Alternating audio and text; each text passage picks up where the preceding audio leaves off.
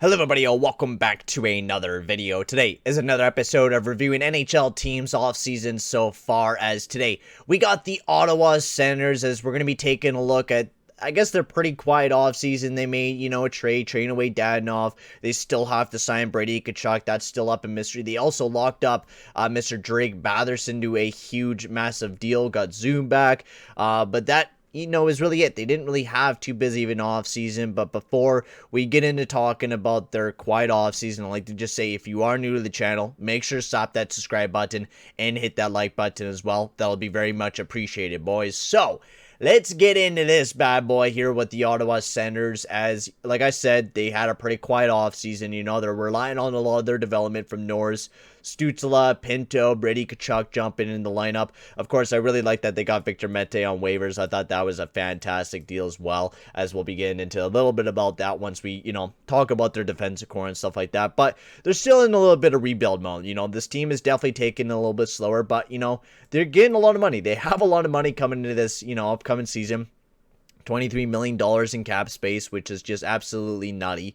But they got a lot of, room to move. If they want to make another deal, if they really wanted to, I think they still have to get underneath, like, the maximum or whatever it is. So, anyways, let's get on to talking about Pierre Dorian's, moves this past offseason. And he also got extended as well, I heard. I think, like, a multi-year deal or whatever he signed with the Ottawa Senators. So, he's going to be a GM there for the next little bit. So, let's talk about the moves that he did, which he didn't do a whole lot. He did a couple moves at the draft, picking up a couple picks and then trading them to, pick up a fourth.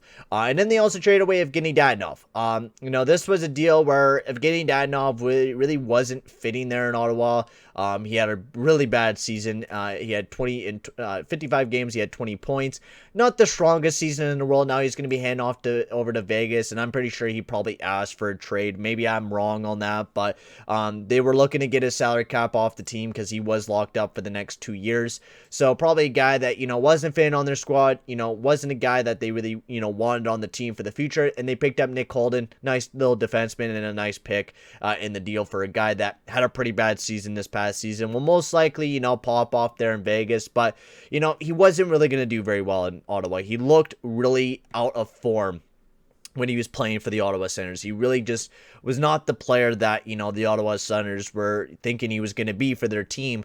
Yeah, I think he'll do a lot better in Vegas, but he definitely did really struggle there in Ottawa, and I didn't think it's a bad deal. Moving on to the draft, they had a pretty rough draft. They were going after a lot of size with Tyler Boucher, which was a random pick out of nowhere. I think this guy was, ranked to be picked in like the later on second, third round, which was a really random pick, but they picked a lot of guys that had a lot of size on them, like Zach, 6'3", right? Yeah, I mean, Ben Rogers, 6'4". A lot of guys that were big, big power forwards who, could produce a little bit, play some good defense. And that's what they were really going for. And, I don't mind that, especially if you're thinking, you're going to go deep into the playoffs. But, this draft wasn't the most stacked draft in the world. So it's a good draft to waste a couple picks in. But there were still some good players that you could have selected, near that 10th overall selection that could have been a lot better than going with, Tyler Boucher. Like Matthew Coronado would have been one of my selections. Cole Sillinger was also another guy that they could have went after. Jesper Wallstedt, they needed a future goalie, maybe that, or Sebastian Cosso as well.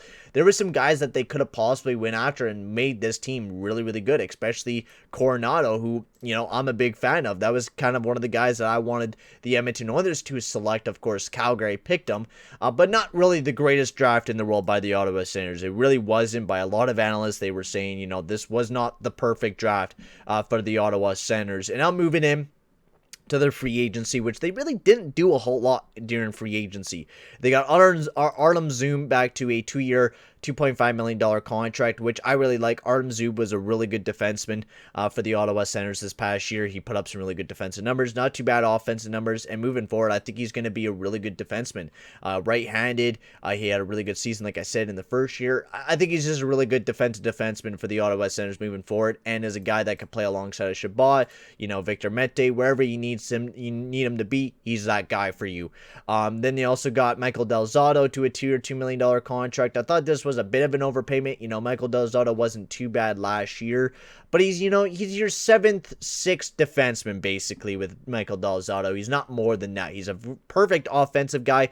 Can play on the power play. He's a power play specialist, can give you some points, but defensively, he's not a guy that you would want to rely on, as I can't speak English. And then they also got Victor Mete, which I love Victor Mete. This was a beautiful waiver pickup by the Ottawa Senators, and now signed him to a 1-year, $1.2 million deal. Really smart by the Ottawa Senators, really cheap for Victor Mete. And then Jake Batherson, I'm pretty sure that's how you say his name. They signed him and locked him up to a 6-year, $4.975 million deal, and also got Logan Brown as well. And I really like this deal. I really liked what they did with, locking up Jake Batherson. He's a really good goal scorer, and we're going to be taking a look at his analytics as well. And I like to just say, before I go take a look at them, make sure to go check out my boy Jfresh. His link will be down in the description below for his Patreon. Go check it out. He has some great analytics cards up on there. But this is Jake Batherson's analytics. He has some great finishing totals, and this guy could be a killer offensive guy for the future. This year he jumped up offensively, especially his shooting percentage also jumped up. His expected offense is not so high up there, and he's not going to play great defensively. But I think this guy could be a massive goal scorer moving forward for the Ottawa Senators, and a lot of Ottawa Senators fans think alike with me. He had a great season this past year, 34 points in 56 games, putting up a really good season the year before that in the AHL. I think this guy is going to be a great goal scorer moving forward for the Ottawa Senators, and I always really enjoyed Jake Batherson, especially when he was playing in the World Juniors, where he absolutely popped off with 7 goals in 7 games. This is a future great goal scorer for the Ottawa Senators moving forward, and I think Ottawa Senators fans should be really, really excited with his development, and getting this big time contract should even make him more, motivated to pop off this year and maybe put up, 20, 30 goals this upcoming season. I think this is going to be a really good year moving forward for Jake Batherson. But otherwise, for the Ottawa Senators, they had a pretty quiet offseason. You're looking at this team, this is definitely not a playoff team. Shane Pinto looks really good. Joshua Norris looks really good as well. But, this is definitely not a playoff team. Now, did they improve? Did they add a lot? I don't know. I really am not a big fan of their offseason, but they didn't lose a whole lot. They lost Dadonov and they lost Dzingel, and that's really it. They signed some really nice contracts there with Batherson. I think this will work out as a really nice contract, especially if he starts blowing up as a good goal scorer. They're relying a lot on their younger guys and Stützle and Norris and Pinto to jump up. Defensively, it looks really good if they're playing with this, and especially if Mete's in there. I think this is a really good defensive core moving forward. Zaitsev, you don't want him there, but this is a rebuilding team. They're going to be taking slow steps up, and I think this year wasn't a bad offseason. I think their draft was a bit rough. I don't think it was the most beautiful draft in the world. I think that was, the biggest rough part of their offseason was their draft. They could have, selected a lot of better players, but they went for, big in size, which, yes, their prospect system doesn't look terribly bad. They have a decent prospect core, but they could have bolstered it up a little bit more with adding, someone like a Coronado or a Cole Sillinger, which I thought would have been better than a Tyler Boucher. Maybe I'm totally wrong with this. Maybe Tyler Boucher will be an amazing forward moving forward, but I just think that was not the smartest bet. Otherwise, though, I think they did pretty well. So I'm going to give them a B. I'm going to go right in the middle. The draft wasn't all right. They didn't do a whole lot. They signed some pretty nice contracts. It's right in the middle, and I think that's a perfect spot for the Ottawa Senators. Tell me, guys, in the comment section below where you guys think the Ottawa Senators should place in their offseason. But for right now, guys, hey, guys, don't click off the video just yet. I have to make, one little update in this Ottawa Senators video as they just picked up Zach Sanford in exchange for Logan Brown and a conditional 4th-round pick from St. Louis.